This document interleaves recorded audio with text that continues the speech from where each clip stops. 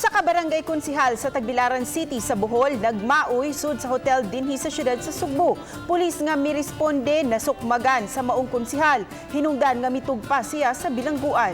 Ani ang report. Walay pagbasol nga maguna. Kung ikabalik pa lang kuno ang panahon, dili na yun siya maghubog aron dili mabalhog sa bilangguan.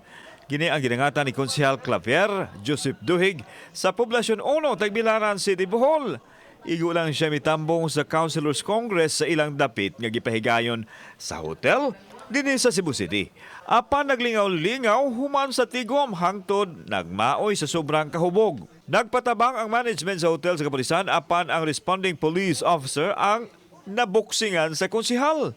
Nangayong pasaylo si Konsehal Duhig, dili lang sa polis kundi dili apil sa iyang mga konstituente nga naduhig sa kauaw, gumikan siyang gihimo. Ang inamdaman ako, napusasan ako.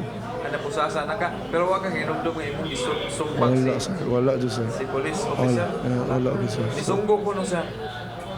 Wala, Diyos ko kibaw sir. Sorry kayo.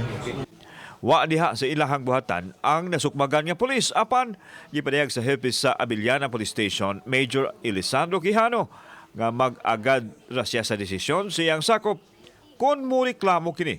Tambag niya nga kun mo inom sa tiyan idiretso dili sa ulo aron dili makahimo og peligro. Nagpasaylo ang suspect kita kinsara man sad nga dili makapasaylo considering nga pareha ta og trabaho.